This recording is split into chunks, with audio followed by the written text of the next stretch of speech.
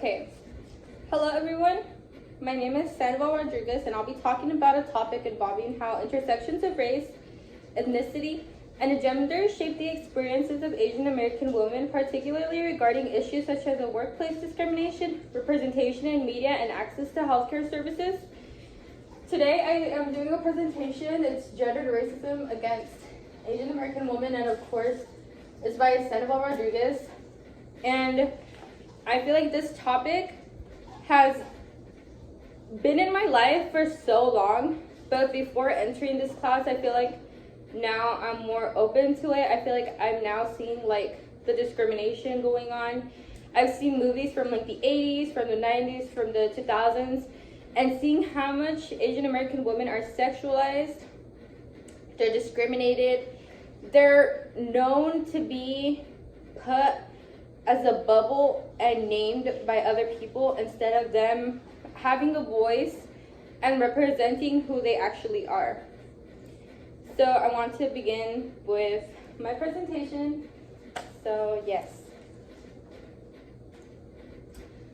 So for my introduction, I put Asian American women often confront unique challenges due to their dual identity, which can lead to underrepresentation and stereotypes in the media, affecting how they're seen in society. This misrepresentation extends beyond just the screen, can negatively impact their access to healthcare services, where cultural understanding of biases may result in unequal treatment. Addressing these issues is crucial for promoting equity and ensuring that Asian American women receive fair representations and healthcare opportunities. And right here I put a diagram which has two bubbles, and in the middle, the blue bubble says racism as Asian American, and the green bubble says sexism as women. And in the middle, it says racism and sexism as Asian American woman. And then right here, I added a photo of them advocating, "My ethnicity is not a virus. Time for facts, not fear." So I want to start off with Asian American women discrimination in the workplace. I feel like this topic I've seen a lot throughout my whole life. There's always those little inside jokes, but those little inside jokes have so much truth behind them. I feel like sometimes it's the littlest jokes that can bring out the reality of the problem. It starts with the joke, and then people don't really take that into consideration. So I've always seen like, oh, Asian American women always seem to be as nurses. They're always in the healthcare, pharmacy techs, they're pharmacists. They work in nail salons, beauty supply stores. So I added right here, in the workplace, Asian American women who are pharmacists sometimes don't get promoted as quickly as others because of unfair judgments based off of their race and gender. Those who work as maids might not get paid as much or respected for their hard work because people often overlook them due to they come from and being women. And for the women working in nail salons, they often have to pay with really long work days, not enough pay, and sometimes people just see their job as not important, which to me isn't really fair. I've seen so many jokes going around on TikTok, on the media, of Asian American women coming to the United States with not speaking a certain language, or they're Asian Americans and they don't know the language because their first language was from their ethnicity. And I feel like they get made fun of a lot. For instance, like people who get their nails done and they make fun of their voice. I've seen it so many times on the media, and they want to turn it into memes or a joke. Also, representation in the media. This is a really big one, especially with movies. In movies and TV shows, Asian American women are often shown in really limited roles that don't give a full picture of who they are or can be. Like always being the quiet nerd or the sidekick, they're not often the main characters, which makes it seem like their stories aren't as important. Plus, the few times they are on screen, they might be stuck playing into old stereotypes that don't reflect their real lives and all the different ways they can be awesome. I also provided two videos, which are of course for Mean Girls. I feel like we've all seen that movie, and I'm gonna play the clip. Play.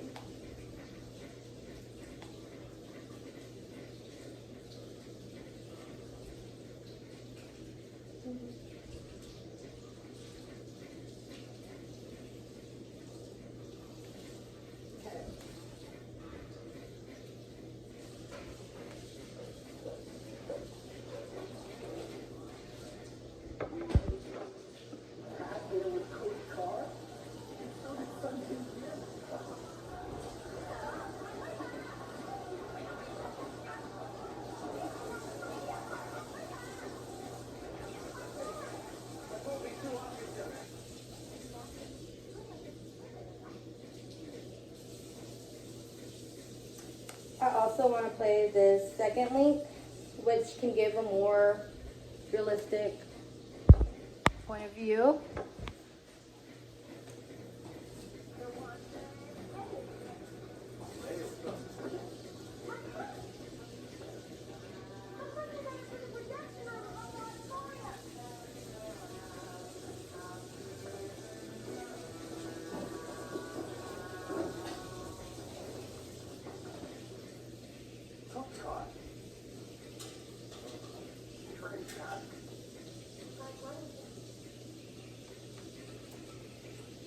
Okay, I also want to write a little bit about what I noticed on these scenes.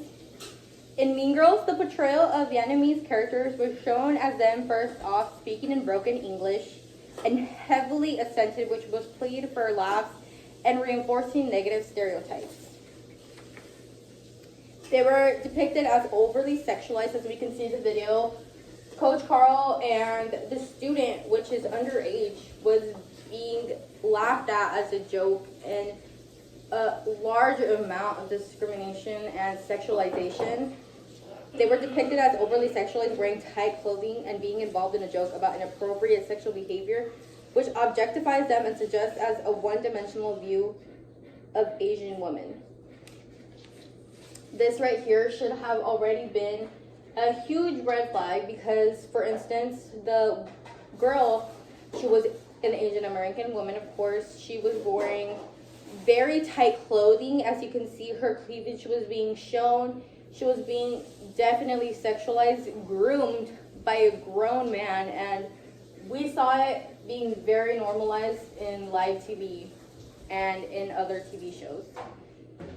And honestly, I feel like it was just an eye-opener for me, especially how I said in the beginning, being in this course, we used to laugh at these scenes, and now we're just like, yeah, there's something totally not okay. Something has to be brought into our attention, and something definitely has to change. Next, we're going to be talking about discrimination in healthcare. And then right now, Asian American women sometimes face unfair treatment in healthcare, like doctors not taking their pain seriously or assuming they won't understand their own health needs. For example, a woman might go to the doctor about a serious concern, but the doctor brushes it off and doesn't listen as carefully as they should. Or they might not get the same access to important health information or services, which isn't fair and right, because everyone deserves to be cared for equally. And I feel like healthcare, whoa, that one is a really huge topic. I feel like everyone deserves healthcare. Health is our number one priority, and I feel like race should not be involved. I feel like it should be a need, because if we're not healthy ourselves, there's no going on. Health is really important. It's who you are and how you move yourself to be. And then, for instance, right here, I added some statistics. I'm gonna dim this out so it can be a little bit more through. We added reports of anti-Asian discrimination and violence have impacted mental health. There's a 58%, which was reported by Asians. And then a 31% of whites and 32% of all adults. But 58%, that's almost 28%, if I'm not wrong, of more impact that this had. And then my mental health has gotten worse during the COVID-19 pandemic. 35% was by Asians, 37% by whites, and 37% by adults. I have felt depressed over the past year, 41%, 42%, 43%. And I want to bring a little bit more of the two pictures that I had indicated here. It was about the stigma of COVID-19. Most people were afraid of being around people of a certain ethnicity, certain race, because they were afraid that they could get COVID. And I feel like this report is not very, for the same reason that Asian American women didn't really have a voice, because I feel like the levels of my mental health has gotten worse during the COVID-19 pandemic. It's only 35% when they were like mostly the ones being attacked, the ones who were being like excruciatingly just in the spotlight. And in conclusion, to finish off my presentation, Asian American women are breaking through barriers despite the discrimination they face in media representation and healthcare. By challenging stereotypes and advocating for fair treatment, they're paving the way for more inclusive and understanding society. It's essential to continue this progress and support Asian American women in their fight for equality in all aspects of life. And then, yes, I added here too, 55% of Asian American respondents say business has been very little in the way of concrete actions to address systemic racism. 67% believe business has already ignored the problem or racism against their community. 58% of Asian American respondents say racism in the workplace has damaged their relationship with their employer. That percentage is up 13 points since last year. And this is my reference page where I got all my information. And I want to conclude that presentation, and hopefully we all learned a little bit more. I know for a fact that I did, and I feel like I'd be advocating more on my social media and educating the people around me.